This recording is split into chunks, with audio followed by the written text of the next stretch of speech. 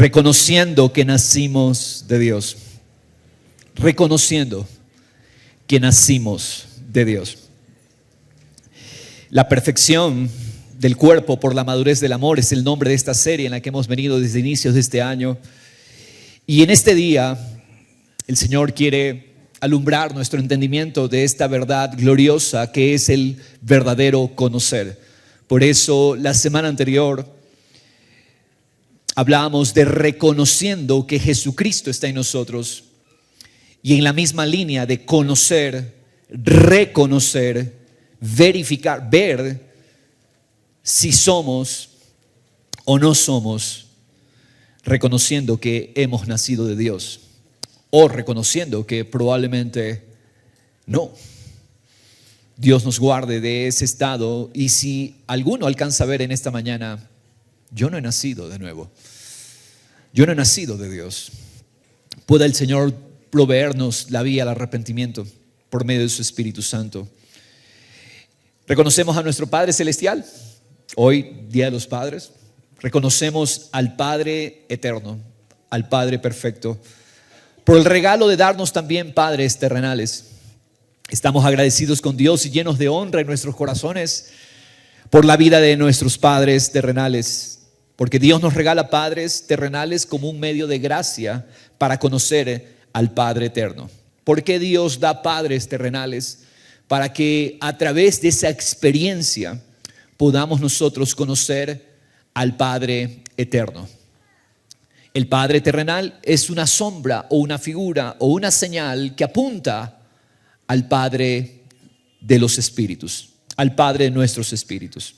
Así que ser hijos de padres terrenales y ser padres terrenales son oportunidades que Dios nos da para descubrir la paternidad de Dios.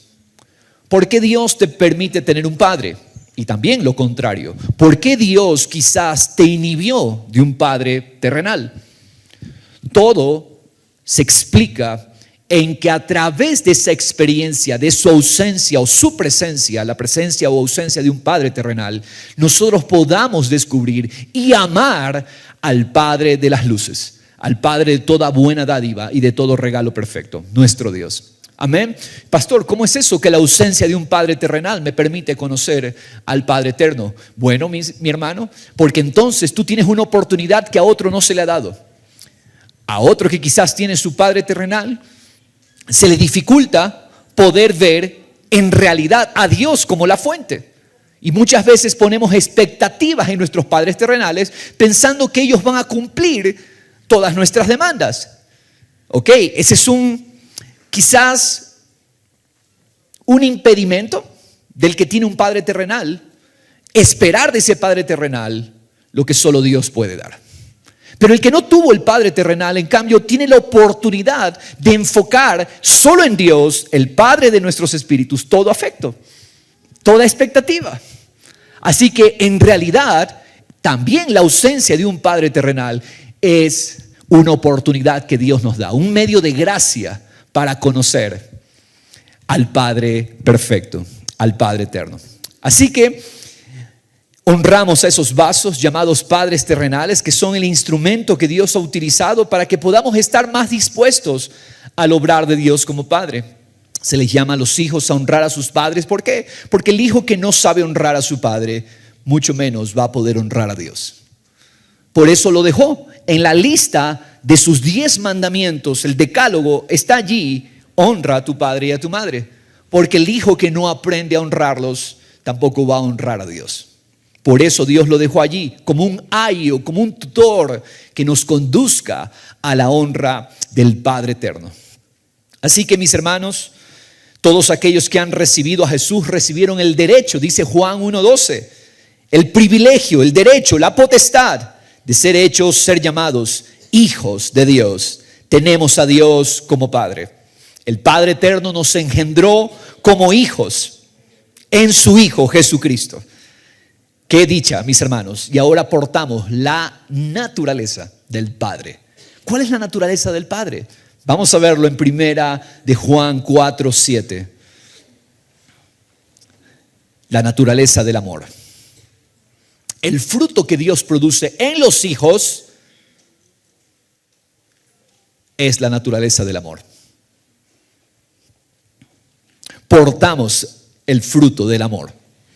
Amados, dice el verso 7 en 1 de Juan 4, amémonos unos a otros. Amémonos. ¿Por qué? Porque el amor es de Dios. Y todo el que ama es nacido. Solo los que nacieron son hijos. El que ama evidencia, diga conmigo, evidencia, manifiesta, demuestra que es de Dios. ¿Por qué? Conoce a Dios. Verso 8, porque el que no ama, no conoce a Dios, porque Dios es amor. Verso 9, en esto se manifestó el amor de Dios en nosotros, en que Dios ha enviado a su Hijo unigénito al mundo para que vivamos por medio de Él. Así que solo los nacidos revelan ese amor. Y ese es el título de esta mañana, reconociendo que he nacido de Dios. ¿Puedes tú reconocer que has nacido de Dios? El llamado que se nos hace es echar raíces y cimentarnos en este amor. El amor de Dios en nosotros, porque solo así, arraigados y cimentados en el amor, es que crecemos en el verdadero conocimiento de Dios. Pablo nos decía en el versículo 12 de la primera carta a los Corintios, nos decía, la meta es conocer de verdad. La meta es conocer como hemos sido conocidos. La pregunta es entonces, ¿qué implica ese conocimiento? ¿Cómo crecemos en ese conocimiento? La manera es arraigarnos y cimentarnos en el amor. Esto es lo que dice Pablo en Efesios capítulo 3, verso 17, él orando por los creyentes, de manera que Cristo more por la fe en vuestros corazones y arraigados y cimentados en amor, seáis capaces de comprender. No hay otra manera de comprender, sino arraigados y cimentados en el amor de Dios. ¿Cuánto de su amor descubriste esta semana que terminó y que empieza hoy? Una nueva semana. Ayer terminó una semana. ¿Cuánto de su amor descubriste esta semana? Solo el creyente que es diligente en arraigarse y cimentarse en el amor será capaz de comprender. ¿Por qué no comprendemos? Porque no nos arraigamos y cimentamos en amor. ¿Qué es arraigarse? ¿Entendemos la palabra arraigarse? Es echar raíz, eso es arraigarse. ¿Y qué es cimentarse? Echar cimientos. Echar raíz, echar cimiento en el amor de Dios. Es el llamado que se nos hace, amados. Si yo quiero de verdad la experiencia de Dios, el amor, el llamado es, yo tengo que echar raíces en su amor.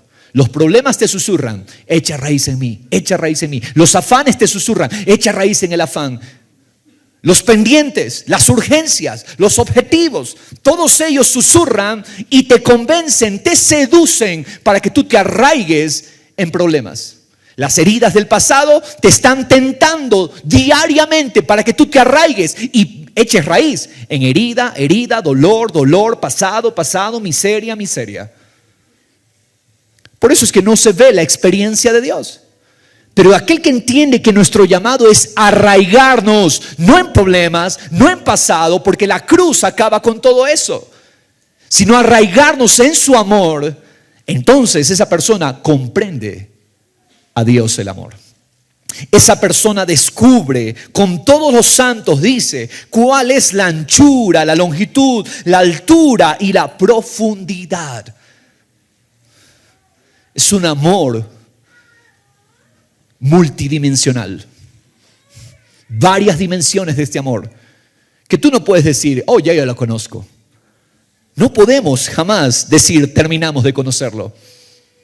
Pero allí, en ese descubrir diario, hermanos, conocemos verdaderamente a Dios. Allí es donde Dios se revela. Y yo espero que para este momento usted vaya comprendiendo un poco más qué es conocer. Conocer a Dios no es un mero ejercicio mental. Conocer a Dios es que cada día la experiencia de Dios es evidente en mí. Es que cada día su amor en nosotros lo experimentamos, lo vivimos. Para que, dice hermanos, conocer, verso 19, el amor de Cristo que sobrepasa el conocimiento. Mira, este es el verdadero conocimiento que sobrepasa todo conocimiento temporal. El amor de Cristo, echar raíces ahí, me capacita, me faculta para conocer, para experimentar a Dios. Su amor por nosotros. Hoy en la clase nos hacíamos esta reflexión, esta pregunta: ¿cómo estás seguro? Yo te hago la pregunta a ti. ¿Cómo estás seguro de que Dios nunca te va a dejar? Si yo vengo hoy aquí y te digo, ¿sabes qué? Dios te puede dejar. ¿Cómo tú estás seguro de que Dios nunca te va a dejar? Hoy desafiaba la clase y le hice esta pregunta: ¿y cómo tú sabes que cuando tú peques, Dios no te va a dejar? Yo vengo aquí a decirte todo lo contrario: Dios te va a abandonar. ¿Y tú qué me dices? ¿Qué me respondes? ¿Por qué? ¿Por qué no lo hará? ¿Cómo estás tan seguro, mi hermano?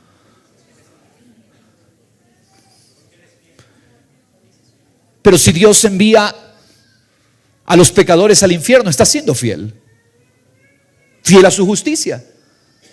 ¿Cómo estás seguro de que Dios te ama para siempre?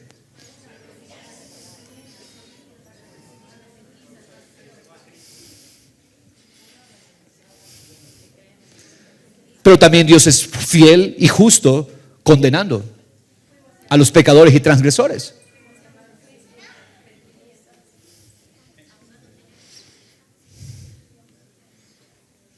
Los hice dudar, ¿no?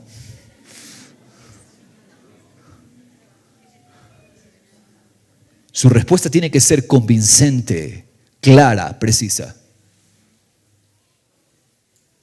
Y hermanos, gloria a Dios por las respuestas, qué buenas las respuestas. Pero siento que nos falta precisión. ¿Por qué estoy seguro que Dios nunca me dejará? A pesar de mí. Porque estoy convencido de que mi pecado lo juzgó en su Hijo y me unió a su Hijo para siempre. No hay otra razón. Y yo sé que este mensaje, gracias a Dios por mis hermanos músicos que terminaron unos minutos antes, porque eso me da tiempo a mí para dejar claras muchas verdades y también desmentir muchas falsas creencias acerca de nuestra salvación, mis hermanos. Solo así conocemos a Dios, solo así conocemos su amor. Dios quiere, mis hermanos, que crezcamos en la seguridad de nuestra salvación. Repito esto: Dios quiere que crezcamos en la seguridad de nuestra salvación. Dios quiere que crezcamos en la fortaleza y seguridad de que somos de Él. ¿Qué pasa si mañana pasado viene alguien que te hace dudar de ti, de tus bondades? ¿Te desanimaste ya? ¿Qué pasa si mañana arrecia la tormenta?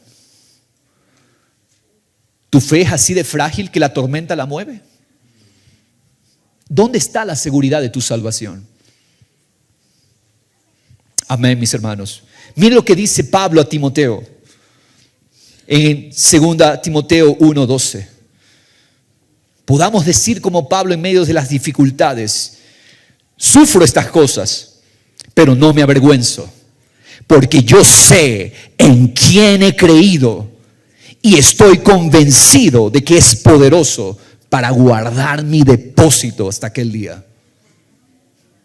Yo sé en quién he creído, dice Pablo, y sé que Él guardará mi fe hasta el final. ¿Puedes tú tener esa seguridad? Si tu seguridad no es la obra suficiente de Cristo, yo te digo rotundamente, tú no vas a tener nunca esa seguridad. ¿En qué está puesta tu seguridad? En lo que Cristo hizo. Yo espero que allí esté puesta nuestra seguridad, porque no depende de nosotros, mis hermanos.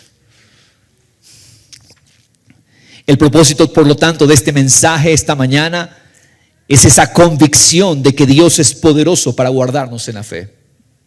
La semana anterior, su Espíritu nos conducía a ver que la manera práctica que reconocemos que estamos en la fe, que somos salvos, es que Jesucristo está en nosotros. 2 Corintios 13, verso 5 nos decía: examínense para ver si están en la fe. Pablo le está hablando a una congregación, una iglesia que tiene obras, tiene ministerios, tiene predicación, tiene elocuencia.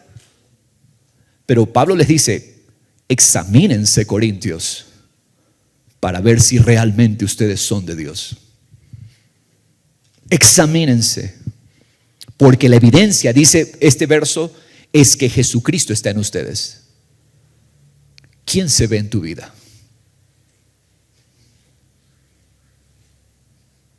¿Quién es evidente en tu vida? ¿Pedro? ¿María? ¿Luis? ¿Diego? Dice: ustedes pasan la prueba si Jesucristo está en ustedes. ¿Qué ve la gente a tu alrededor en ti? ¿Quién se ve? ¿Qué ven tus vecinos? No vayamos muy lejos. ¿Qué ven tus familiares? ¿Pueden reconocer que Jesucristo está en ti? Esa es la primera evidencia que veíamos la semana anterior. Esta evidencia, mis hermanos, habla de que Cristo es el que gobierna absolutamente. Él es visto. El identificador de que somos de Dios, de que hemos sido justificados, es que Dios nos está llevando al crecimiento de la vida de Cristo en nosotros. ¿Quién crece cada día? ¿Tus criterios? ¿Tus razones? ¿Tus argumentos crecen o crece Cristo? Hermanos, es muy sencillo lo que estamos hablando. Yo creo que ninguno se esté perdiendo en entender lo que el Señor nos está iluminando. Pero mis hermanos, es sencilla la prueba. Si Jesucristo está, eres de Él. Si Jesucristo no está, no eres de Él. Punto. Y tienes que arrepentirte, porque tu destino es el infierno si no te arrepientes. ¿Quién es visto? ¿Quién evidencia tu vida? ¿Es Cristo? Es la única prueba. Si Jesucristo está en nosotros. Hermanos, la señal es si Cristo es visto. Pero si el pecado es lo que se hace más evidente, y hay mucha gente que es tan astuta, tan sagaz, que coge la vida de Cristo para justificar su pecado. Ah, sí, Dios me perdone, yo vivo como quiero, hago lo que quiero, digo lo que quiero, trato a mi esposo como quiero, trato a mi esposa como quiero, trato a mis hijos como quiero, porque al final soy de Cristo. No, preocúpate, porque Cristo no está siendo visto en ti. Quiero dejar claro esto. Sí, podemos tener iluminación intelectual y saber todas las verdades. El diablo sabe todas las doctrinas. El diablo sabe la doctrina de la salvación. Y el diablo no es salvo. Tiene juicio sobre él. Así que no es cuánto yo sé. Hermanos servidores, podemos enviar los resúmenes y creer que somos y no serlo.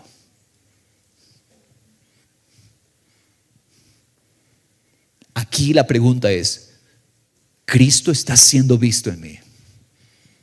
Cristo es precioso para mí. Decía el apóstol Pedro en capítulo 2 de su segunda carta, que una señal de esta vida en nosotros es que para los salvos Cristo va cobrando mayor valor. Cristo vale más para ti hoy que ayer. Cristo es más precioso para ti hoy que ayer. ¿Y qué significa que Cristo es más valioso hoy? Hermanos, significa que las cosas que no son Cristo tienen menos valor hoy.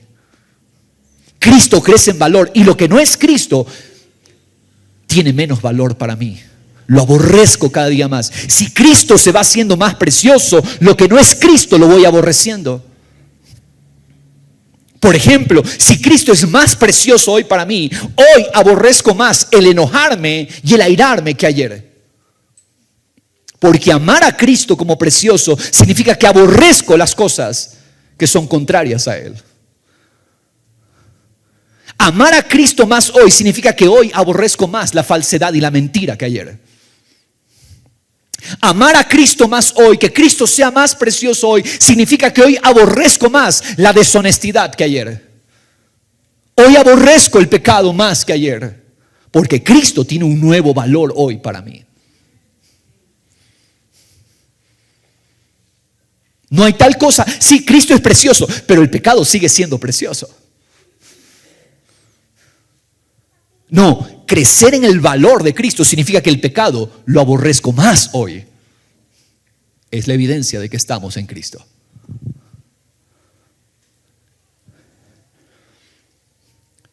Los que no son de Dios tienen su valor y su mirada en lo temporal. Pero los que son de Cristo cada día crecen en ver a Cristo como el tesoro supremo. Y si Cristo es tesoro, lo demás se vuelve basura. Pero si resulta que hoy lo temporal tiene mayor afecto en mi vida, entonces la vida de Cristo no está creciendo en mí. Si el dinero lo amo más que ayer, hoy amo más el dinero que ayer, entonces Cristo no está creciendo.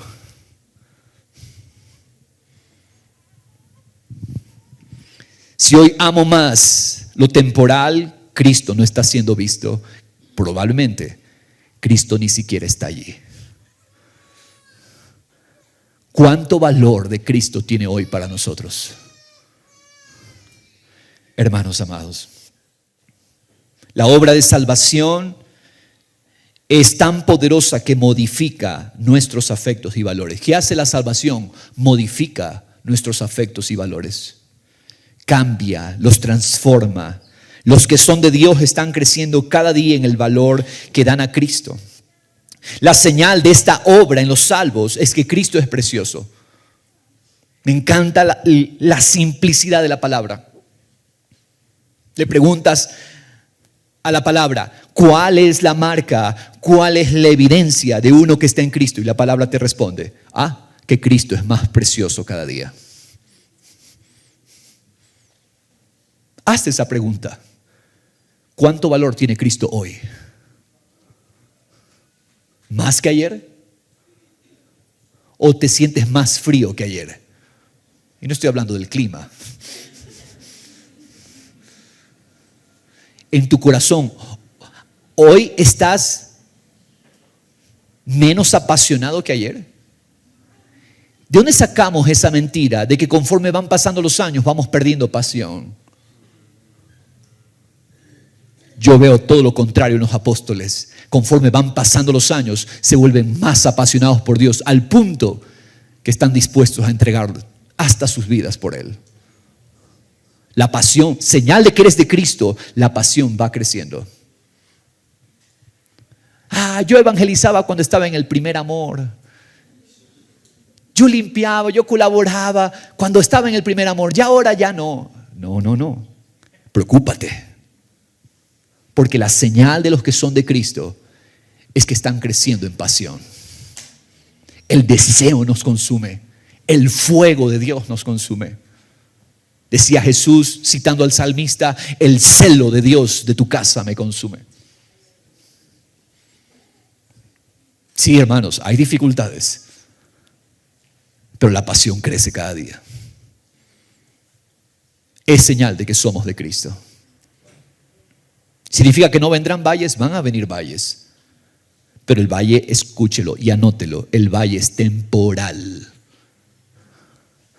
¿Qué dice el salmista? Aunque pase. Quiere decir que el valle es un paso. Pero si tú estás viviendo toda tu vida en un valle, preocúpate. La marca de los que son de Cristo es que están cada día creciendo en la pasión por Jesús, el valor por Jesús. Es mi deseo llegar hoy con ustedes a descubrir qué es lo que produjo ese cambio de valores. Pero yo no puedo llegar a ese punto en que podamos juntos descubrir qué es lo que produjo ese cambio de valores, ese cambio de afectos en nuestro corazón, si primeramente no quitamos el engaño del error, derribar algunos argumentos de falsa seguridad de la salvación. Vamos a derribar algunos argumentos falsos de seguridad de la salvación. Es muy común hoy día que las personas abracen falsos argumentos. No quiero hacerlo sentir mal, pero hace un momento cuando yo hice esta pregunta escuché muchos falsos argumentos. Qué bueno es Dios que nos permite y nos ama para poder tener un verdadero argumento de nuestra salvación. Vamos a derribar algunos falsos argumentos. Por ejemplo, mis hermanos, ejemplos de cosas que se han vuelto popular. Yo hice una oración de fe. Por eso yo soy salvo. Qué bueno que hagas una oración de fe. Qué bueno que podamos hacer oraciones de confesión y de arrepentimiento con las personas cuando las estamos conduciendo a Cristo. Pero escúcheme, esa oración no es el determinante de que esa persona verdaderamente ha creído. No están malas las oraciones, por favor, no me malentienda. La oración de confesión, la oración de arrepentimiento no está mal, pero no es el determinante de una persona que verdaderamente ha creído. Es que yo llevo asistiendo a la iglesia tantos años. No dice nada. La evidencia es, Cristo es precioso, esa es la evidencia. Aborrezco el pecado más hoy que ayer. Aborrezco lo que llevó a Cristo a la cruz. ¿Sabías tú que tu pecado y mi pecado lo llevó a la cruz? Y no puede ser que tú te deleites en el pecado, porque tu pecado lo llevó a la cruz a Él. ¿Te deleitas en lo que lo llevó a la cruz? ¿O te gozas en el valor de Él? Veamos algunos de estos argumentos. El primero, justificación universal. Todas las personas son salvas. Hay un dicho por allí, que no hay bebé feo ni muerto malo. ¿Han escuchado ese dicho? Sí, no hay bebé feo, ¿no? Todos los bebés son hermosos, ¿no? Y tampoco hay muertos malos. Todos los muertos, en el rato que pasan de la morgue al servicio funerario, son buenos. Todos. Es curioso, pero hermanos, aquí hay una falsa creencia muy peligrosa. Hermanos, la justificación universal, lo que enseña el universalismo. ¿Qué es el universalismo? Una creencia contraria a Dios, a su verdad. ¿Cómo creer que personas que nunca dieron evidencia del fruto de Cristo son de Dios? Yo te pregunto, ¿todos los seres humanos son salvos? Repito la pregunta, ¿todos los seres humanos son salvos? No. ¿Todos los seres humanos son hijos de Dios? No. Cuando las personas mueren, ¿pasan a estar con Dios? Repito, ¿basta que una persona muera para que pase a estar con Dios? No. ¿La muerte física es el pasaporte para estar con Dios? No.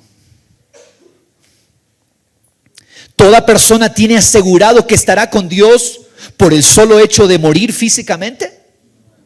No. Y no quiero hablar de otros, quiero hablarle a usted. Si usted cree que cuando muera por el simple hecho de morir físicamente, usted va a estar con Dios, escúcheme nuevamente, no se desconcentre. Le vuelvo a repetir la pregunta. Si usted cree que cuando usted muera, por el solo hecho de morir físicamente, usted automáticamente pasa a estar con Dios, si usted lo cree, usted está camino a la perdición y tiene que arrepentirse. Porque nadie es salvo por simplemente morir. Todos los que mueren pasan a estar con Dios. Es una falsedad. Es contrario al carácter santo y justo de Dios. Cuando creemos eso y de repente en un servicio funerario queremos dar palabras y decir, oh, tranquilo, la persona está con Dios, estamos siendo instrumentos de mentira. Estamos engañando, porque la muerte no es el pasaporte a estar con Dios. Creencias falsas, mentiras que contradicen el carácter justo y santo de Dios y también su misericordia, porque su misericordia solo es posible en Cristo. Él vivió una vida buena, por lo tanto va a estar en el cielo. No, si Cristo no fue precioso para él, lo siento, yo no te puedo engañar. Sé que esto es fuerte y radical, pero porque Dios nos ama, nos está hablando de esto. ¿Para qué? Para que nosotros seamos precisos en abrazar lo que verdaderamente tiene valor delante de los ojos de Dios, y es la gloria suya en el rostro de Jesucristo. Me dice, por favor, si estoy hablando que no está claro. Si estoy hablando cosas que no se están entendiendo, por favor, lo repito, porque tengo que asegurarme que usted está entendiendo. Trato de hablar siempre un idioma claro, que tanto el nuevo como el experimentado puedan comprender. Hermanos, no existe tal cosa. Son mentiras. Es incorrecto que en todo servicio funerario la persona que muere sea presentada como un modelo de virtud. De repente empezamos a resaltar todas las virtudes de la persona que murió. Podemos hacerlo, pero no como garantía de que esa persona está con Dios. Agradezcamos, sí, por las cosas buenas que esa persona mostró, pero no podemos afirmar, porque esa persona fue virtuosa, por lo tanto, conclusión lógica, si la persona fue buena, entonces está con Diosito en el cielo. No, porque la salvación no es afuera de Cristo. No hay otro nombre dado a los hombres en que puedan ser salvos, solo en el nombre de Jesús.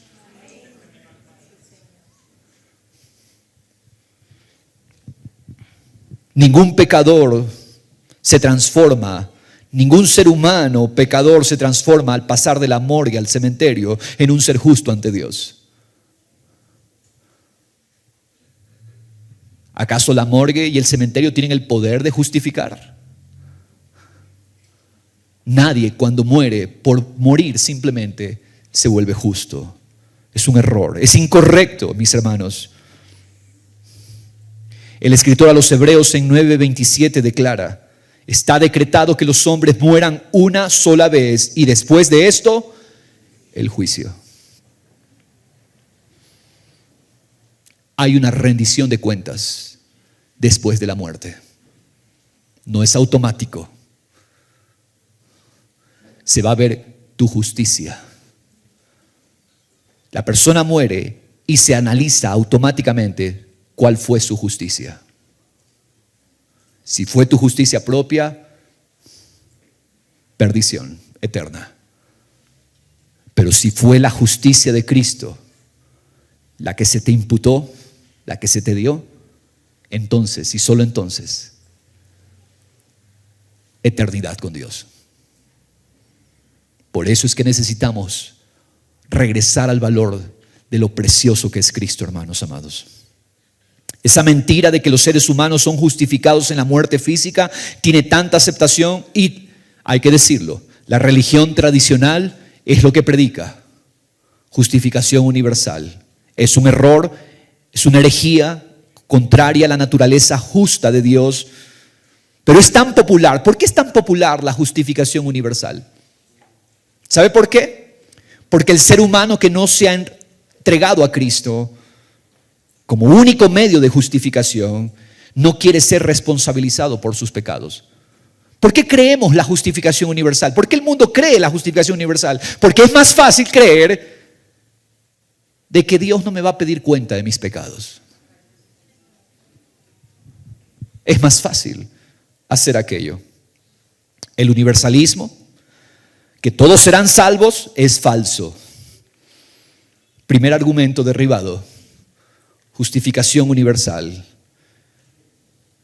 es un argumento falso de seguridad. Si tú crees que por morir, cuando yo muera, iré a estar con Dios. No. Si Cristo fue tu valor, es diferente. Solo en Él hay salvación, mis hermanos. Segundo argumento, justificación por obras. Soy salvo si hago buenas obras. Toda persona que piensa, le pregunto, toda persona que piensa que ha obedecido la ley de Dios y que ha vivido una vida buena, ¿es un verdadero hijo de Dios? Repito la pregunta. Toda persona que piensa que ha obedecido la ley de Dios y que ha vivido una vida buena, ¿es un verdadero hijo de Dios? ¿Por qué no están seguros? Los estoy haciendo dudar esta mañana. Y me encanta, porque entonces revela nuestros cimientos. Repito, toda persona que piensa que ha obedecido la ley de Dios, que ha vivido una vida buena, ¿es un verdadero hijo de Dios? No. Toda persona que considera que ha hecho cosas buenas en esta tierra, ¿es salva? No. Las personas que se esfuerzan lo suficiente para cumplir los estándares y requisitos de Dios, ¿son hijos de Dios? Si salimos a la calle, mis hermanos, vamos a asegurarnos que al preguntar a las personas por qué pueden estar seguras sobre la seguridad de que irán al cielo a estar con Dios, la mayoría de personas van a responder razones que tienen que ver con buenas acciones que ellos han hecho. Oh, yo he hecho esto por Dios. Oh, yo he asistido a la iglesia evangélica por tantos años. Oh, yo he dado mi dinero a buenas causas. Yo no le hago mal a nadie. Todos estos son ejemplos de respuestas que vamos a escuchar. Todas estas respuestas están amparadas ¿en qué? En lo que uno puede hacer.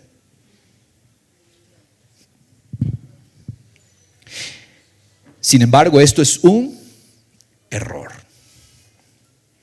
Creer que por hacer estas cosas eres un hijo de Dios es un gran error, una gran mentira. Si tú crees eso, estás engañado. Arrepiéntete. Pablo le dice a los romanos en 3:20, nadie llegará jamás a ser justo ante Dios por hacer lo que la ley manda. La ley sencillamente nos muestra lo pecadores que somos. ¿Vas a ser salvo por hacer lo que la ley manda? ¿Sabes por qué? ¿Cuál es el problema? La ley no es mala, la ley es buena, pero tu esfuerzo no sirve para cumplir la ley. Dios demanda que cumplamos la ley. Ojo, no me confundan. Dios demanda el cumplimiento de la ley. El error es creer que podemos cumplirla nosotros.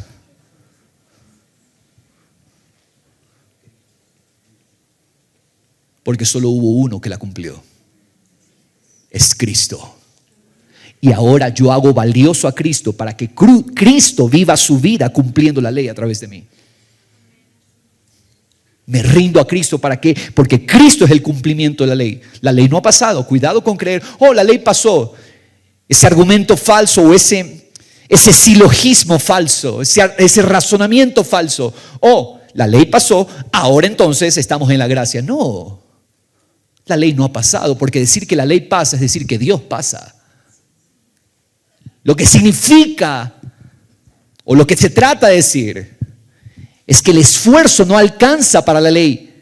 En Juan, cuando dice, la ley vino por medio de Moisés, la gracia vino por Cristo, nunca hay un pero allí.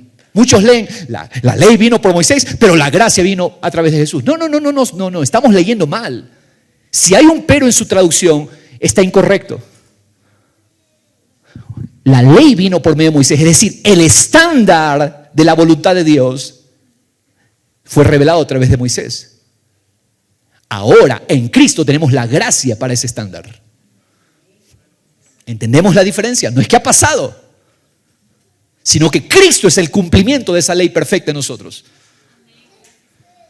Cristo en nosotros es la ley de la libertad. Entonces, hermanos amados, amamos la ley, pero jamás creo que mis fuerzas me sirven para cumplirla. Cristo es el poder para cumplir la ley en nosotros. El joven rico se acercó a Jesús creyendo que podía obtener un pasaporte para la eternidad porque se había esforzado en guardar todos los mandamientos de la ley, según él. Él dice, oh Señor, yo he guardado todos los mandamientos. Mentira. El primero lo había violado. No tendrás dioses ajenos delante de mí. Él tenía al dinero como Dios. Y él dijo, yo todos los he guardado. Hermanos, el salmista en 14:3 declara, todos se desviaron, todos se corrompieron, no hay ni uno que haga lo bueno, ni uno solo. ¿Crees que puedes ser bueno por ti mismo? Sin Cristo no es que somos malos, somos la misma maldad. Nosotros creemos que nosotros pecamos. No. Escúchame, sin Cristo somos pecado. Somos la esencia del pecado.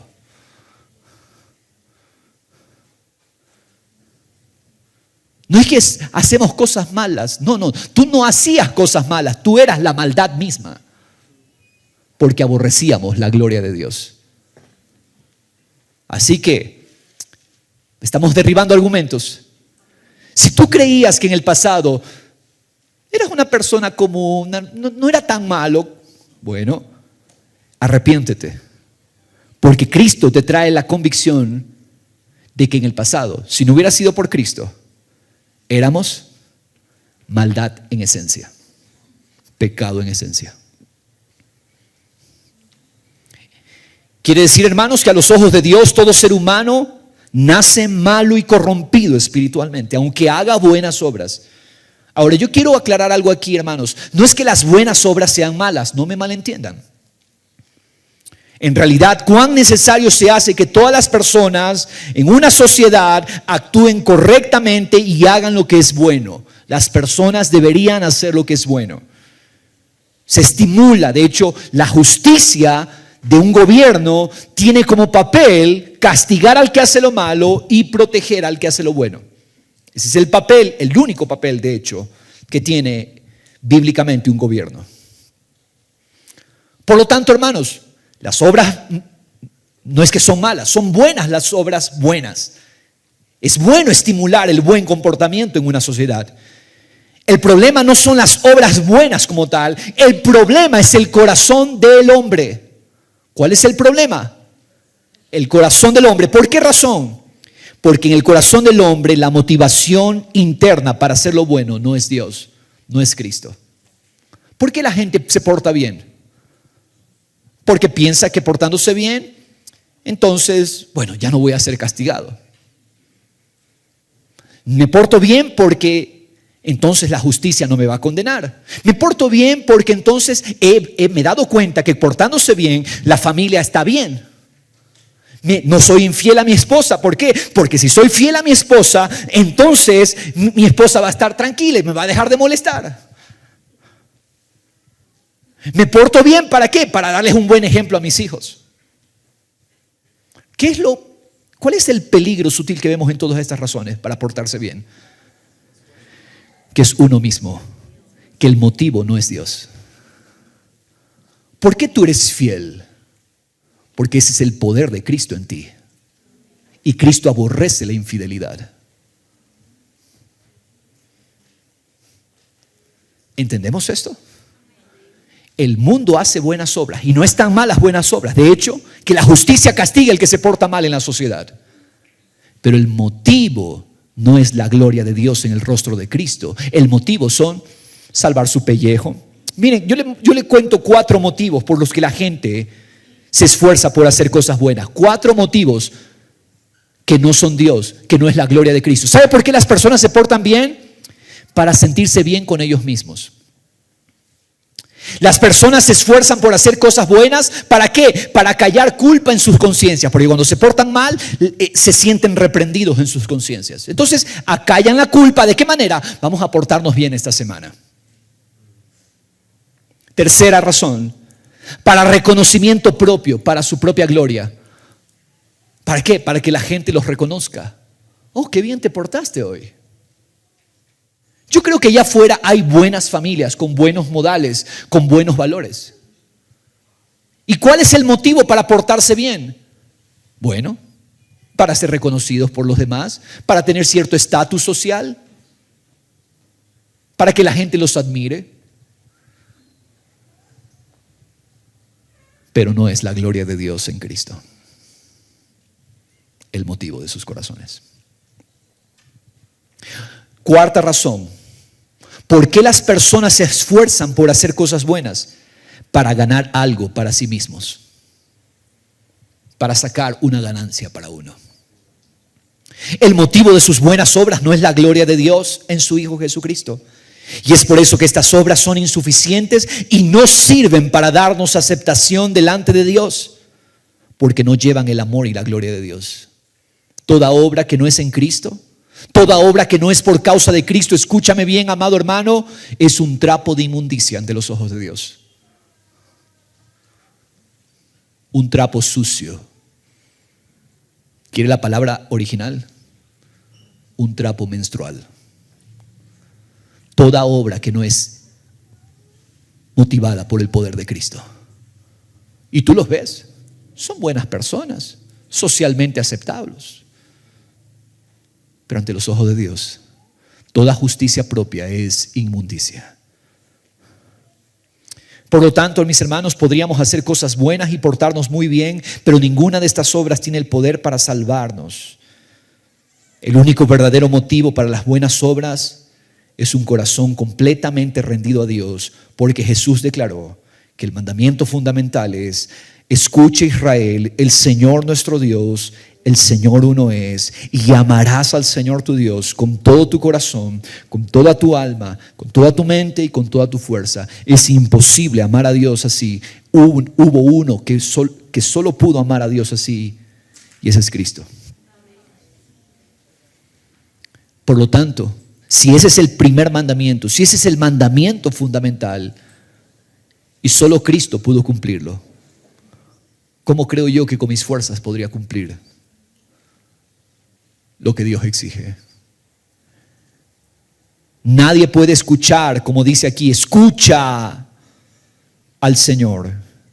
Nadie puede amar a Dios de esta manera, a menos que hayamos nacido de nuevo, mediante el arrepentimiento y la fe en la obra suficiente de Cristo.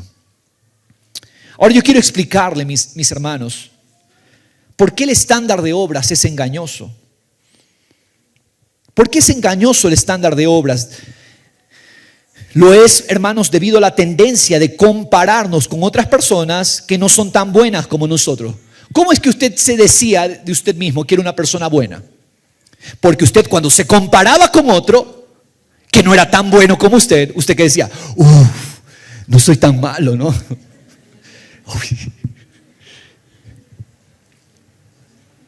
¿Por qué usted decía que era una buena persona?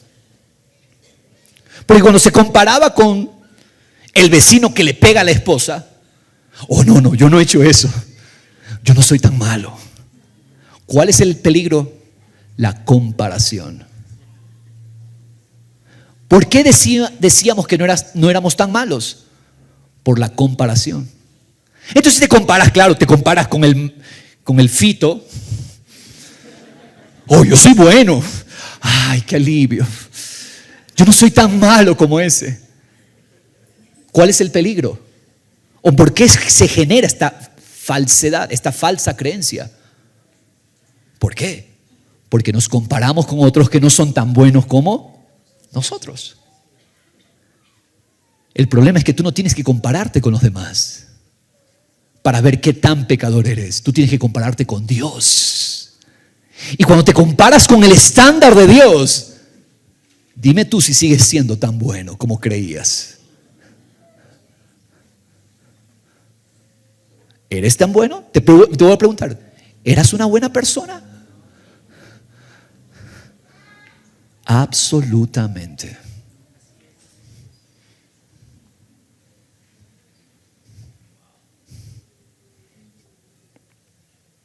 Por eso decía Pablo a los Corintios en 10:12 en su segunda carta. Pablo advirtiendo el peligro de la comparación. No nos atrevemos a contarnos ni a compararnos con algunos que se alaban a sí mismos. Pero ellos, midiéndose a sí mismos y comparándose consigo mismos, carecen de entendimiento. En otras palabras, todo aquel que se compara es un necio. ¿Qué es necedad? Compararme que no soy tan malo respecto a otros, cuando el estándar es Dios. Es necedad creer que somos salvos e hijos de Dios solo porque al compararnos vemos que somos mejores que otros. Es la falsa creencia de que Dios nos califica si es que superamos el promedio. ¿Qué necesitamos? Superemos al promedio para entonces sentirnos acallados en la conciencia, más tranquilos. Yo no necesito buscar ser mejor que el promedio, porque todo eso es insuficiente a los ojos de Dios. Yo lo que necesito es abrazar la justicia y obediencia perfecta de Cristo. ¿Dónde está puesta tu esperanza? ¿En tu esfuerzo? Arrepiéntete entonces. Porque solo Cristo obedeció perfectamente. Y ahora todo el que está en Cristo valora esa justicia. Cuidado con el promedio, cuidado con esa falsa creencia.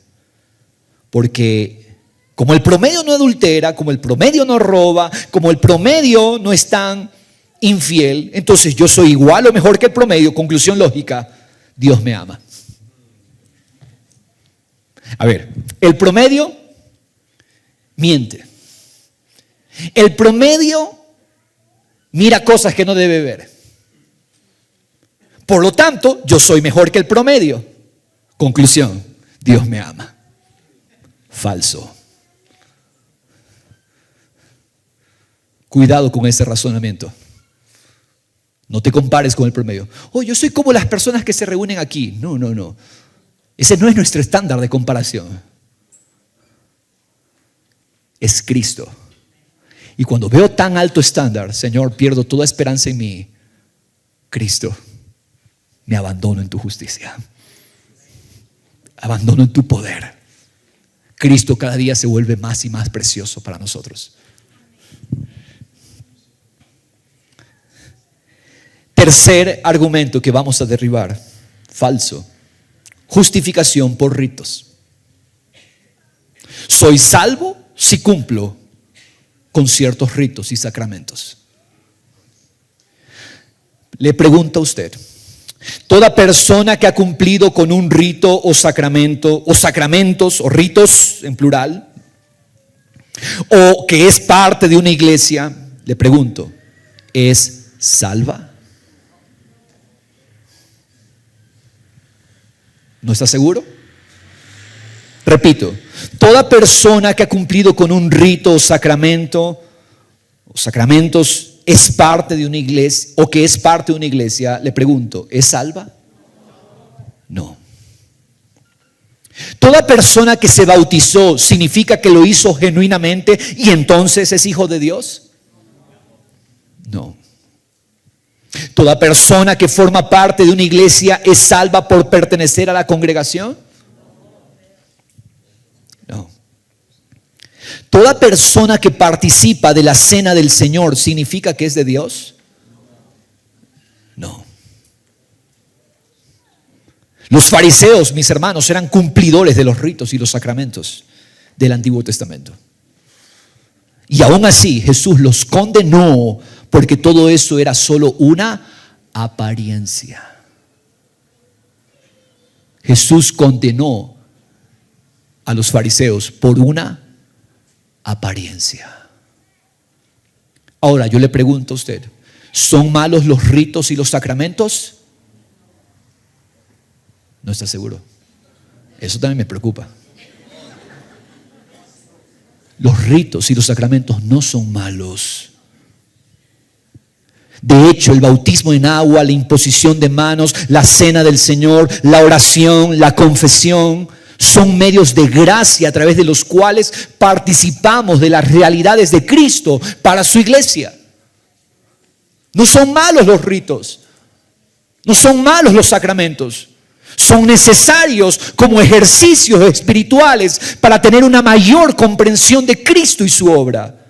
Sin embargo, alguien podría estar cumpliendo con esos ritos de forma externa como una mera apariencia.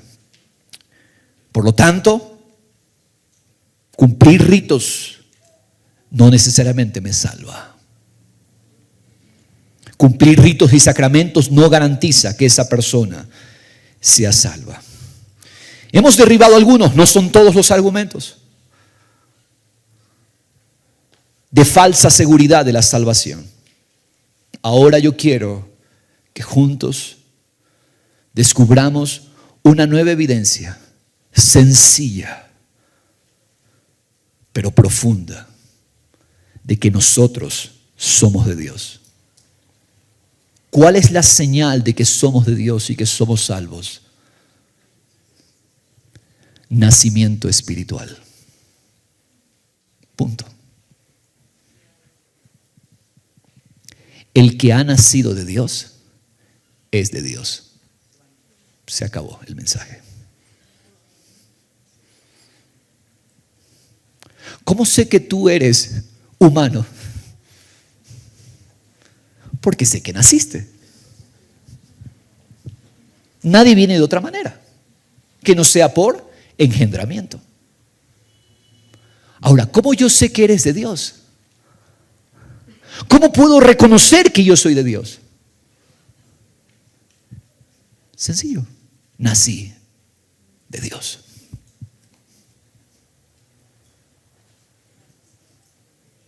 Los que son de Dios lo son porque nacieron de Dios.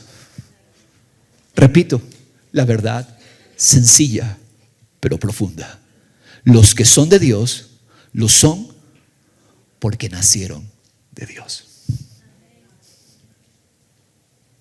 La pregunta entonces que debes hacerte: ¿yo nací de Dios? No estoy hablando del nacimiento humano, físico. No estamos refiriéndonos a ese nacimiento.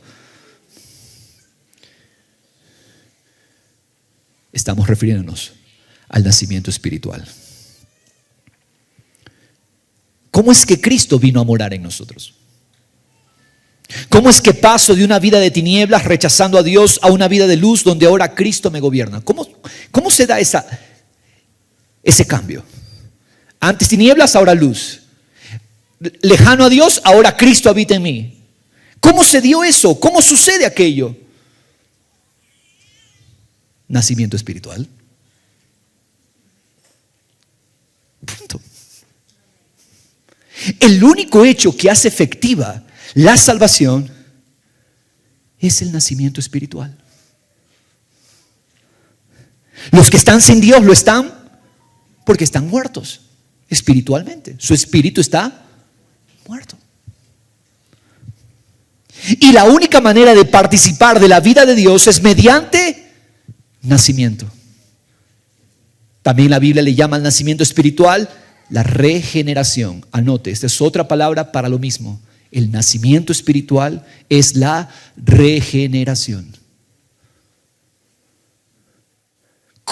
¿Qué hace que una persona en otros momentos tinieblas, ahora luz? Sencillo. Nacimiento espiritual. Ahora, pero si esa persona sigue en tinieblas, Su vida es una evidencia de tinieblas.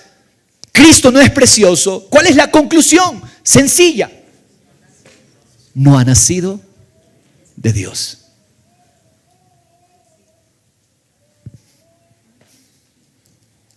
Hermanos, lo que Dios nos está enseñando estos domingos son verdades profundas, sencillas, pero tan cruciales, porque yo no sé en qué momento nos llegamos a marear y hemos complicado el entendimiento de nuestra salvación. ¿Quiénes son los que están en la fe? Bueno, si Cristo está allí, ese está en la fe. ¿Cómo sé que una persona es de Dios y está en la fe? Hoy tenemos una nueva evidencia. Nació.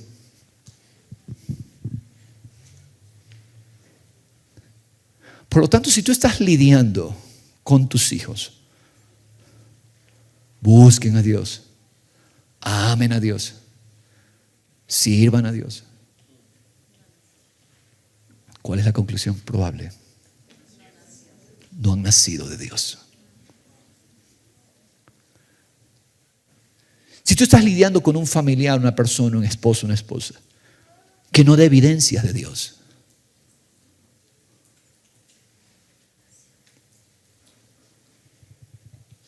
ahora te hago la pregunta a ti.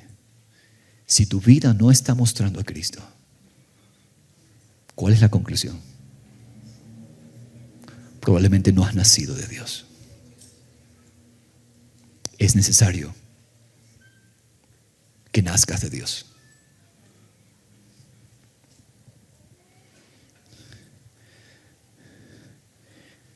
Ahora, ¿quién hace este trabajo? Yo le hago la pregunta a usted.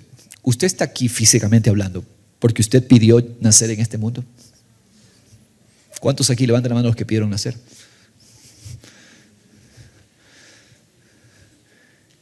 Nadie aquí pidió nacer, ¿no? Bueno, esto le explico solamente para que usted sepa que el nacimiento espiritual no es una obra de hombres, sino es una obra del Espíritu Santo de Dios. ¿Quién es el agente del nuevo nacimiento? El Espíritu Santo. Por eso descansamos en esa obra. La obra de Dios por medio de su Espíritu Santo. ¿Qué hace el Espíritu Santo? Y esto Dios nos dé la gracia para profundizarlo en siguientes domingos. Dios Espíritu realiza en nosotros una obra de cambiar nuestra naturaleza pecaminosa, endurecida, rechazando a Dios, y nos entrega una nueva naturaleza, la naturaleza de Cristo, con un corazón que puede ahora entender a Dios, que puede responder a Dios y que puede amar a Dios. ¿Quién es el agente que nos hace nacer de nuevo? Es el Espíritu Santo. El Espíritu Santo de Dios lo hace. ¿A quién? Es una obra divina. Es una obra que se manifiesta mediante el arrepentimiento y mediante la fe en la suficiencia de Cristo.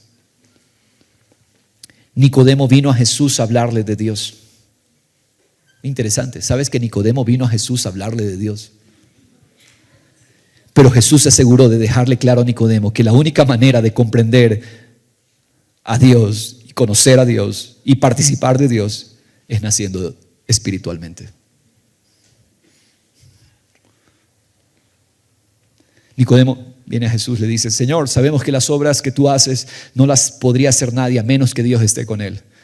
Jesús le dice a Nicodemo: Nicodemo, lo que tú crees saber de Dios, en realidad no lo conoces ni sabes.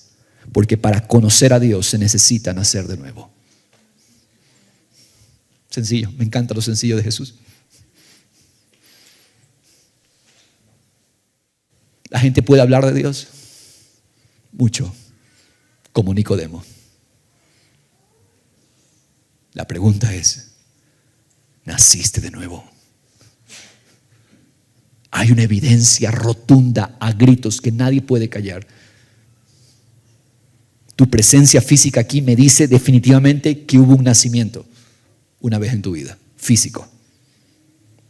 Bueno, Cuando yo veo a Cristo en ti, llego a la conclusión rotunda: esa persona nació de nuevo.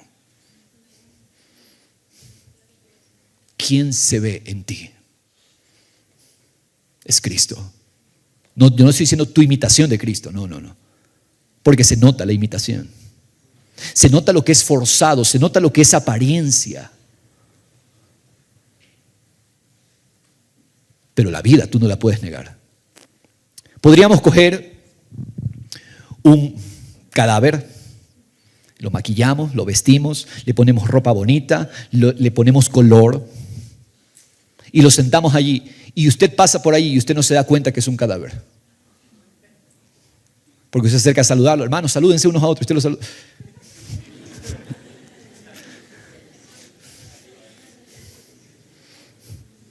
Este está muerto.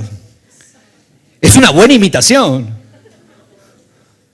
pero es un muerto. Bueno, no puedes imitar a Cristo. No puedes fingir a Cristo. Porque lo muerto se nota que está muerto. Se necesita volver a nacer. Si Nicodemo no experimenta ese nuevo nacimiento, la regeneración del Espíritu Santo, Nicodemo no puede participar del reino de Dios, porque el nacimiento espiritual marca el antes y el después en nuestras vidas. La pregunta es, ¿se nota? ¿Es evidente que he experimentado el nacimiento espiritual? Que el Espíritu Santo vino a mi vida y yo sé que hubo un antes y un después. Si tú puedes ver esa marca, regocíjate, porque es la señal de que somos de Él. Ahora, ¿cómo lo reconocemos? Es por su poder, por su palabra. Es conociendo a Cristo que puedo distinguir si he nacido o no he nacido. Juan 3:1. Había un hombre de los fariseos llamado Nicodemo, prominente entre los judíos. Vino a Jesús, es un hombre religioso, en otras palabras, era un hombre conocedor. Vino a Jesús de noche. No sabemos la razón por la que vino de noche. Podríamos elucubrar, quizás vergüenza, quizás miedo a que los demás lo vieran. Si esas son las razones, podríamos decir, este hombre no ha nacido de nuevo, porque el Evangelio no nos permite avergonzarnos. No me avergüenzo del Evangelio, porque es poder de Dios. Este hombre le dijo a Jesús, Rabí, o sea, le llamó mi maestro. Sabemos que has venido de Dios como maestro, porque nadie puede hacer las señales que tú haces, los milagros, si Dios no está con él. Porque él llegó a Jesús con un conocimiento natural de Dios. Pero recuerda, él está muerto espiritualmente. Él no puede participar de la vida. Verso 3, respondió Jesús y le dijo, en verdad te digo, el que no nace de nuevo, el que no nace de arriba, el que no nace de Dios, no puede ver el reino de Dios. Nicodemo le dice, ¿cómo puede un hombre nacer siendo ya viejo? ¿Acaso puede entrar por segunda vez en el vientre de su madre y nacer? Jesús respondió, en verdad te digo que el que no nace de agua y del Espíritu no puede entrar en el reino de Dios. ¿Cómo se entra? Por venir a la iglesia. ¿Cómo se entra? Por ritos. ¿Cómo se entra? Por buenas obras. ¿Cómo se entra en el reino de los cielos? Por nacer de nuevo. Esa es la evidencia que debemos buscar. Lo que es nacido de la carne, carne es. Todos nosotros nacimos de la carne. No hay dónde perdernos. Somos carne. Pero lo que es nacido del Espíritu es espíritu. O sea, no hay dónde perderse. No te asombres de que te haya dicho, te es necesario nacer de nuevo. ¿Cuál es el evento que necesitamos? Nacer de nuevo. Soy una persona regenerada. ¿Puedo ver un cambio radical en mi ser interior? Soy una persona que antes tenía otra clase de afectos, pero hoy puedo darme cuenta que Cristo tiene un mayor valor. Si tú eres de Dios, debes saber que esta es la obra que su Espíritu Santo hace en nosotros. No me hables del valor de tu propia obediencia, háblame del valor de Cristo. Eso es lo que dice todo. Nacer de nuevo es haber sido cambiado por la obra y operación sobrenatural de Dios Espíritu. El Espíritu Santo cambia los afectos de nuestra alma, nos da el valor por Cristo. Padre, te damos gracias por esta evidencia que alumbras en nosotros. No hay donde perdernos. Si nacimos de Dios, somos de Dios.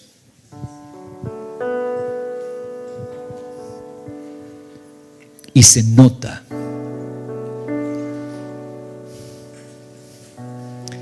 Nacimos. Los que son de Cristo, nacimos de Cristo. Los que son de Cristo crecen en valor por Cristo. ¿Por qué?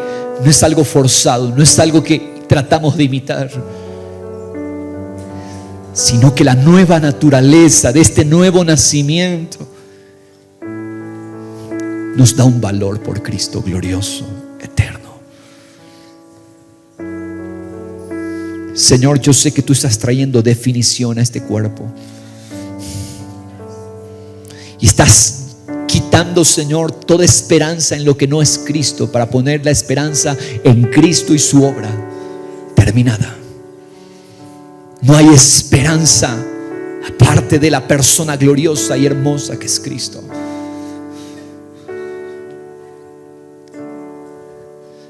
Señor, dile al Señor, si tú alcanzas a ver que en ti no hay esa evidencia, dile: Señor, ten misericordia de mí, hazme nacer de ti, engéndrame.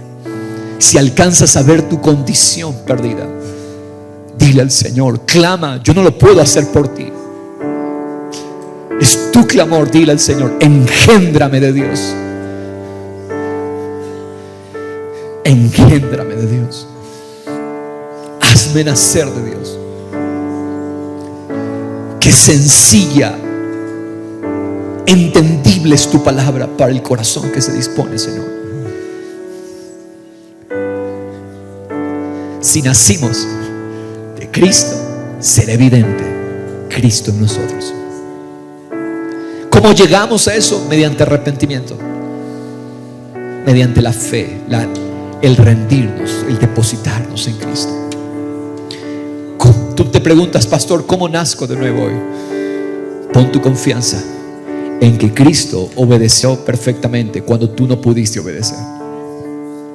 Pon tu confianza en que Cristo pagó tu deuda perfectamente, deuda que tú jamás ni con tus mejores obras hubieras podido pagar. Pon tu confianza en que Cristo cumplió la perfecta ley de Dios para Él cumplirla hoy a través de ti. Es su poder, es su gracia, es su obra. Ríndete al Señor. Ríndete al Señor. Doy gracias a Dios por esta precisión. Juntos demos gracias a Dios por lo que Él nos permite precisar. Amén. Recuerde que los hijos lo son porque nacieron de nuevo. Los hijos de Dios. Y en este día damos gracias a Dios por el Padre de nuestros espíritus, que nos hizo nacer de Él. Amén. Toda gloria y honra sea Jesús.